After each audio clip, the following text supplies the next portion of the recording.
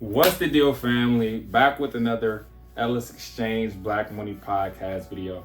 I'm your host, Raymond Ellis, and today we're going to be talking about the rise and fall of Forex. But before we get into any of that, make sure you like, comment, and subscribe because that's what keeps me going. That's what keeps the videos coming. That's what keeps the energies flowing. You feel me? I got on a different type of drip today for y'all, so keep the all-star drip, the HBCU classic drip. Not the regular suit drip. I had to switch it up for y'all today. But cool, let's dive into the rise and fall of Forex, right? So I started trading back in March of 2019. I was 18 years old. And I really didn't know anything about network marketing. I didn't know anything about trading. And I didn't know they were separate things. Like, I knew they were separate because I seen the compensation plan, and then I seen MetaTrader 4, and I seen like, these two things don't coincide. But one comes with the other. That's what I was thinking. So throughout the process, throughout the journey, I understood at the end of the day, I wanted to get rich, right? So in 2019, I was still in college. I was like, dude, I need to really lock in. That was the summer where we started hosting events, trainings. I met Keith, I met Oge, I met Bryce, I met Jay Stu. I met so many people along the way. So this is where things started to really warm up. The summer of 2019, we were meeting at Wayne State. We were meeting at just different places at Wayne State. And my business was really growing. I hit P150. P150 meant I was making $150 a month from 3 people being in my business. And I hit P600.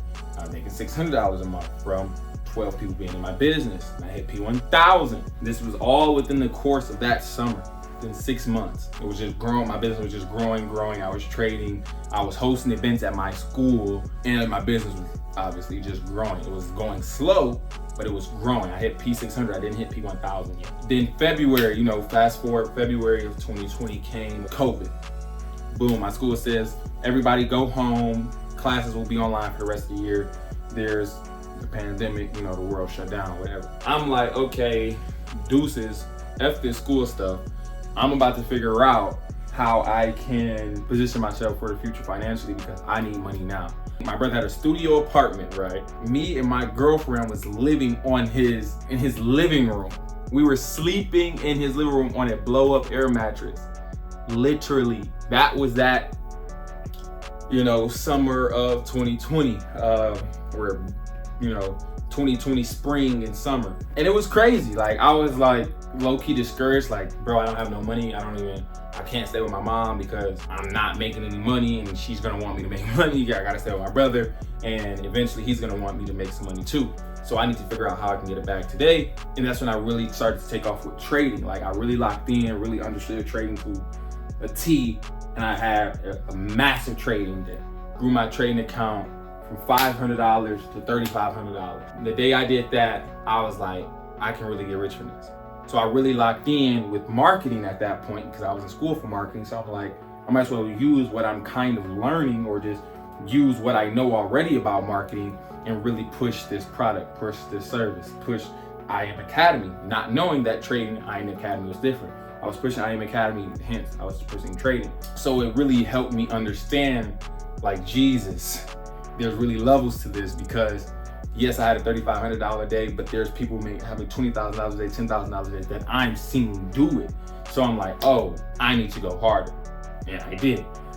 So boom, around that same time, I hit P1000, and P1000 is $1,000 a month, $250 a week from having 30 people in your business. And I'm like, okay, now I'm making $1,000 a month residual income. Don't have to do anything. That $1,000 a month is coming in. That could take care of all of my bills. I don't have rent. I don't have a car note.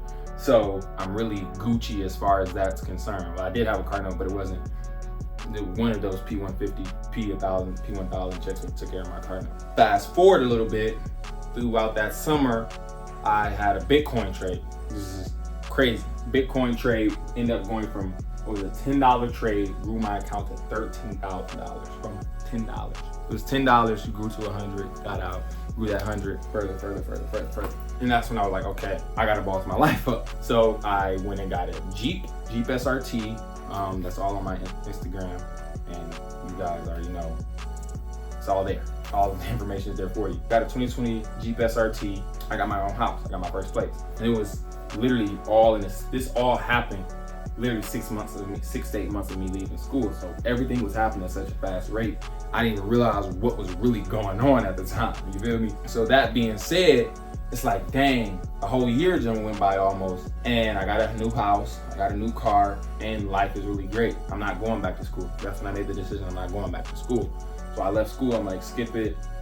I'll figure it out some other time. And that's when things started to get serious. I had 24 hours. So I started really, really locking in. Boom, hit P2000 quick. As soon as I got my new crib, hit P2000 quick. I was 75 people in my business, $2,000 a month, $500 a week residually. Hit that fast after I get my own place. And that's when I really start pushing, and hit P5000. P5000 is 225 people in your business, $5,000 a month, $1,250 a week residual income. And at this point, I'm like, I'm cool. I'm making the money I was expecting to make with my college degree. I'm still making a bag from trading. I'm getting into other investments from my mentors. So I'm like, I'm cool. I don't really need to push any harder. I don't need to market any further, whatever. And I like calm down and slow down. And that's when the pullback started to come. That's when things started to get real.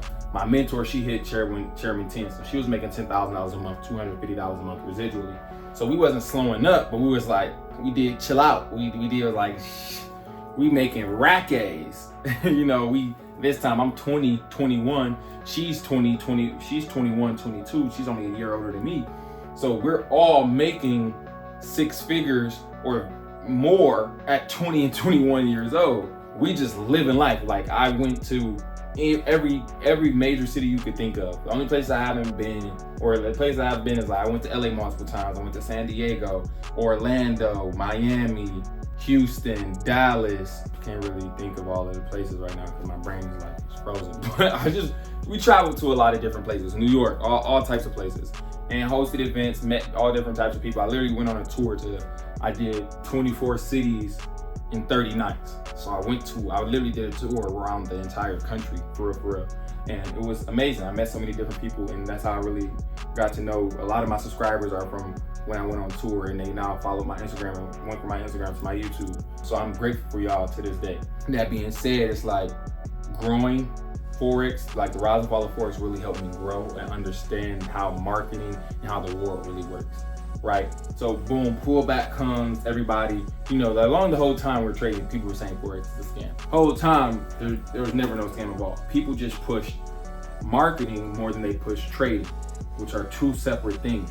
They will market trading, but really whole time they're marketing I Am Academy. And that's where a lot of things really got misconstrued and miscommunicated along the way, and really deceived. Certain people felt deceived. Like, y'all told me this, but I'm receiving another thing. And it got to a point where it was kind of out of control, because if I enrolled 225 people myself, I enrolled 225 people. What they tell people is not really in my control. I can help, I should be able to help and guide them to help people in the right way, but they're gonna tell people whatever they want to tell people, especially if I'm not around, if I live in a whole different state, or even sometimes different countries than you. I can't control what you tell people. I can guide you and tell you what you should and shouldn't say, but at the end of the day, people are their own people. So a lot of people felt scammed, misconstrued, whatever, and nothing happened to the company. The company didn't end up getting sued or anything of that nature, just people left. And once so many people saw their back offices, they went from chairman to P1000, they're like, I'm not making the money I'm making no more, bump this, I'm about to go get a job, or I'm about to go back to school, I'm about to go do this, I'm about to go do that. And at that, the company just crumbled. I Am Academy just crumbled. The US put out regulations on a lot of brokers because they felt like people felt like the brokers were scamming them because they weren't getting any money back because they were just losing their money. So the US put a lot of regulations on brokers for it. In order for you to trade, you need X, Y, and Z. And if you don't meet these requirements, you won't be able to trade. But in order to meet the requirements, you had to already been trading. It made it complicated for a lot of new people to get started trading, and it made it harder for the people that had no idea about trading. Well, not the new people, but the people that had some idea, but whatever. In order for you to start trading today, it would be harder than what it was 4 years ago. They just put a lot of restrictions. You used to be able to send $20 worth of Bitcoin. Now the bare minimum amount of Bitcoin you can send is $50. You used to be able to send somebody $5 to a Bitcoin wallet address. You can't do that anymore. And the reason is because of the rules and regulations they putting out here. So cool, fast forward, company crumbled. Nobody really stays with IM. However, people understand that Forex is a real thing now. People understand it more than they did back then, because even with the people who felt like they got scammed, there was a ton of people who actually made money and said, bump IM Academy, I'm just gonna trade. A lot of people did that. So that being said, it was like, cool, they started their own programs. Those programs made IM Academy look more of a scam, because they're like, well, y'all trying to recruit me to this, y'all trying to recruit me to that. It was just so many things going on. But long story short, all in all, Forex helped me personally understand how to trade, like throughout this whole process, the rise and fall of Forex. I learned how to trade through IM Academy. I've made a lot of money trading through their platform and through MetaTrader 4 and my own strategies. And I also learned that at the end of the day, multi-level marketing will always be a thing. MLM will always be a thing. You can think it's a scam or whatever you want. Mary Kay is a multi-level marketing company. You know, yeah, the makeup. They have people who sell their products and make money from bringing other people in to sell those same products. Multi-level marketing. It's very simple. People used to think Forex is a pyramid scheme. Let me help you. Let me break it down for you. You want to understand what's a pyramid scheme? Here, let me break this down for you real quick. It's very simple. Pyramid. At the top, let's just put the CEO. At the bottom, let's put you.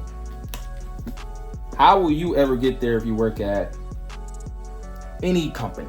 Let's think of the largest corporation right now, an Apple. If you're a regular Apple employee, how in the world will you ever become a CEO? It's not possible. It's not. You work at KFC. You can work at KFC for 50 years. You're never going to become the CEO, because the things you learn at the bottom will never be able to attribute and help you get to the top. That's a pyramid scheme, but that's what we call corporate America. Now, and people used to think Forex is a pyramid scheme because all the money that the people at the top were earning, CEO, chairmen, high-level chairmen, were coming from the U's, right? No, not true. Now, the company did make money from bringing people in, yes, but people who were at the top of IM Academy had millions of dollars in their trading account, hundreds of thousands. So I grew an account from $100 or $10 to $13,000. What the heck do you think they could do with 100,000? 1 million, 2 million, whatever. That's besides the point. I just wanted to explain to you guys how it wasn't a scam and how a lot of people miscommunicated and mismarketed the entire opportunity. So hope you guys really appreciated the video, because I've been wanting to talk about this for a long time. If you want a part 2, I definitely can go in more in depth. Just drop part 2 in the comments. I love you guys. I appreciate you, and I'll see you next week.